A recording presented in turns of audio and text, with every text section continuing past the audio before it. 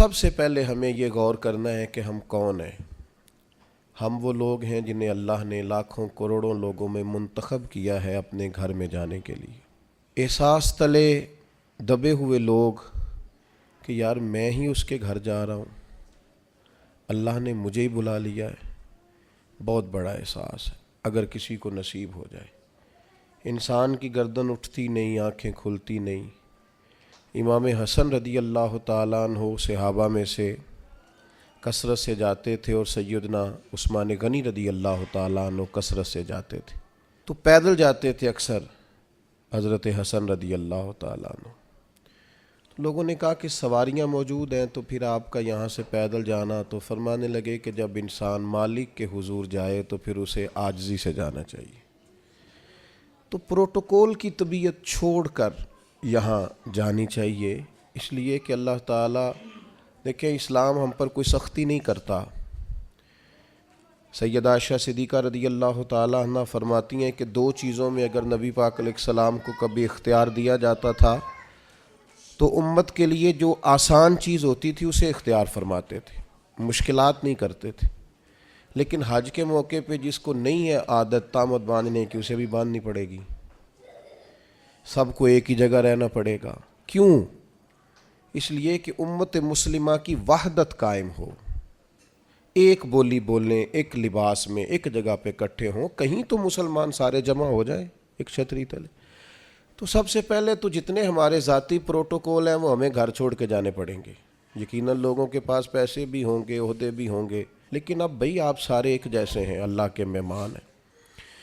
تو ایک بات تو یہ ضرور ذہن میں رکھنی چاہیے کہ ہمیں اپنے ذاتی پروٹوکول سسٹم کو یہاں ترک کر کے جانا ہے۔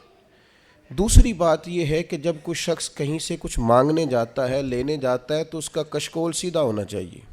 اس کی طبیعت اس طرح کی ہونی چاہیے کہ وہ کثرت سے استغفار کرے، زیادہ عبادات کرے۔ ہماری عادت نہیں ہوتی، حج ٹریننگ میں ہمیں سارے لوگ یہی بتاتے ہیں کہ زیادہ چلنا چاہیے، اور بالکل صحیح بتاتے ہیں۔ ہم زیادہ چلنے کے عادی ہوں گے تو پھر ہی وہاں جا کے چل سکیں گے۔ لیکن میں ایک بات یہ بھی کیا کرتا ہوں کہ حج پہ جانے سے پہلے نا ہمیں کو 2-3 گھنٹے مسجد میں بیٹھنے کی بھی عادت ڈالنی چاہیے، چونکہ وہاں ہماری عادت نہیں ہوتی، اور وہاں ضروری کام یہ ہے کہ ہم حرم میں بیٹھیں عبادت کریں۔ 15 دن کا حج عمرہ، اور اس میں اگر ہمارا زیادہ وقت بازاروں میں گزر جائے تو میاں ہم تو عبادت کے لیے آئیں، تو ہمیں یہ بھی عادت یہاں سے ڈال کے جانی ہے۔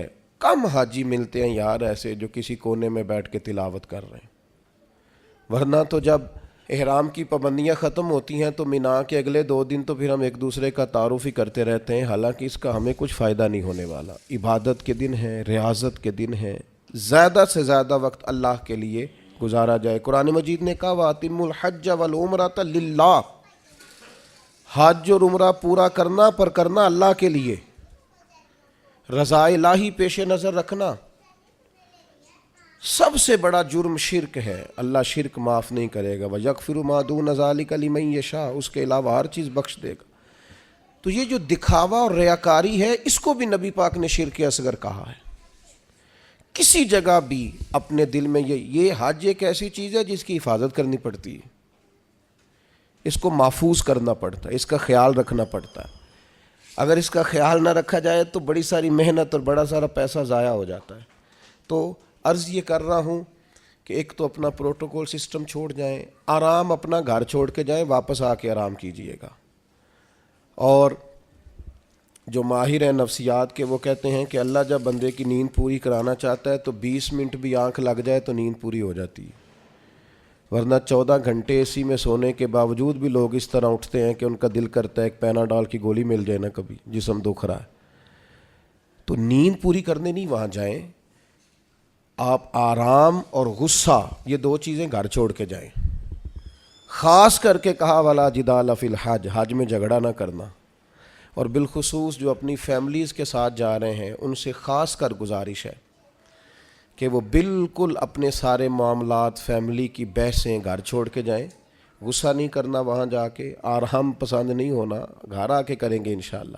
وہاں ویسے کوئی وہاں بے آرامی نہیں ہے، لیکن جو ہم عادی جس آرام کے ہوتے ہیں وہ بھی بہرحال وہاں میسر نہیں ہوتا۔ دوسری بات، ذوق شوق بڑی ضروری چیز ہے، سرمایہ ہے انسانی زندگی کا۔ حضرت شیخ ابو بکر شبلی رحمۃ اللہ علیہ سے کسی نے کہا تھا میرا اپنی بیوی سے بڑا سخت اختلاف ہے، اور سال بھی بڑے گزر گئے ہیں، بچے بھی جوان ہیں، تو اب کوئی ایسی صورت بھی نہیں کہ علیحدگی ہو سکے، تو کچھ بتائیں۔ تو فرمانے لگے کہ تو اصل میں نا اپنی گھر والی کی صرف منفی باتیں یاد رکھتا ہے، تو اس طرح کر، آج سارا دن تلاش کر اس میں خوبیاں کیا ہیں، اللہ تیرے دین کو تازہ کر دے گا، تیرا اسے چھوڑنے کو جی نہیں چاہے گا۔ اپنے آپ کو تازہ رکھنے کے لیے ہمیشہ مثبت چیزیں پیش نظر رکھنی چاہیے۔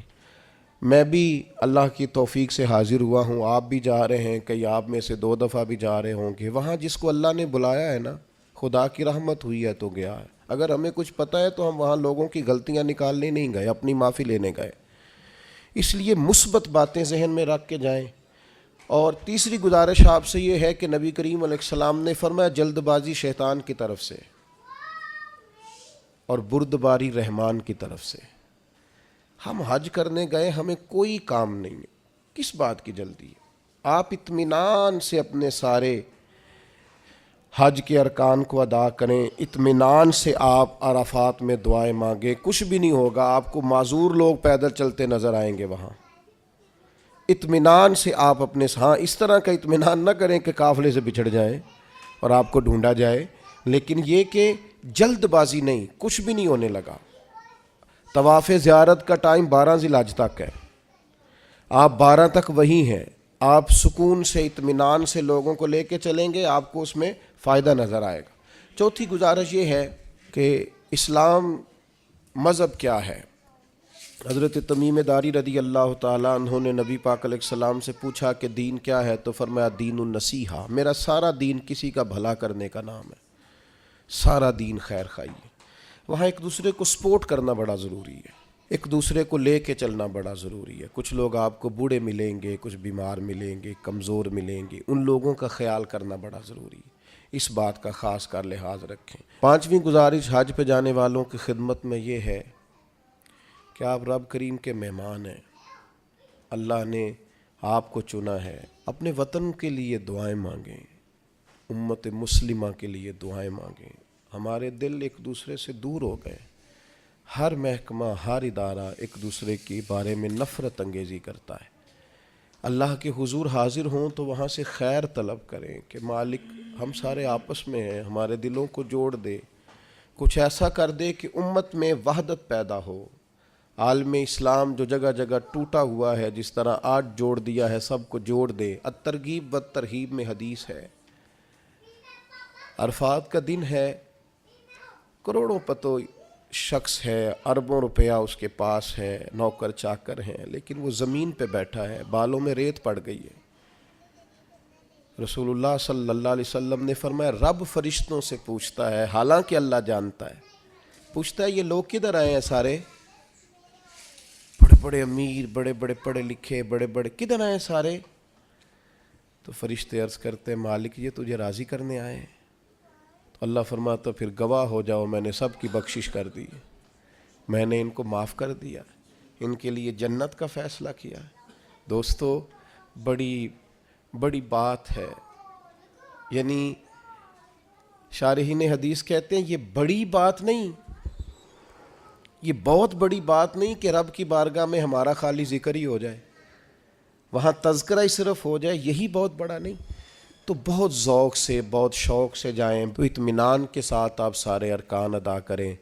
پھر جب رسول رحمت علیہ السلام کے حضور جائیں تو درود و سلام کی کثرت کریں، وہاں جائیں تو کثرت درود و سلام آپ کے آل پر، آپ کے اصحاب پر خوب درود بھیجیں، وہاں اپنی حاضریاں خوبصورت کریں، عنوان زندگی نئے طور پر شروع کریں، یعنی یہ ایک نئی زندگی ہے حج کے بعد، بالکل نئی۔ رسول اللہ صلی اللہ علیہ وسلم نے فرمایا جو حج کر کے آیا اس طرح ہو گیا جس طرح آج ماں کے پیٹ سے پیدا ہوا۔ تو اس کو بھی تو چاہیے نا نئے سرے سے چیزیں ترتیب دے، صرف یہ اپنے پیٹ کو نہ بدل لے آ کے کہ اب مطلب یہ کہ ساتھ حاجی بھی لکھ دو، یہ باقاعدہ اپنے رویے بدلے، طرز زندگی بدلے۔ میں آپ سے پھر یہی عرض کروں گا کہ کشادہ سینے کے ساتھ، کشادہ دل کے ساتھ اور بڑے حوصلوں کے ساتھ ہمیں سفر کرنے کی کوشش کرنی ہے۔ آپ جتنی زیادہ اپنی طبیعت میں حسن رکھیں گے، ٹھہراؤ رکھیں گے، بردباری رکھیں گے، اتنا حج کا سفر آسان ہوگا۔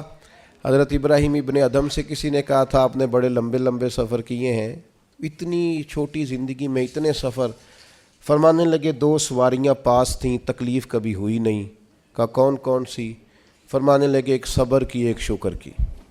یہ 2 سواریاں ساتھ تھیں، لہٰذا کبھی آزمائش نہیں دیکھی۔ آپ کو بہت سارے لوگوں نے کہا ہوگا کہ حج میں مشکلات آتی ہیں، سب کی رائے اپنی جگہ پہ درست ہے۔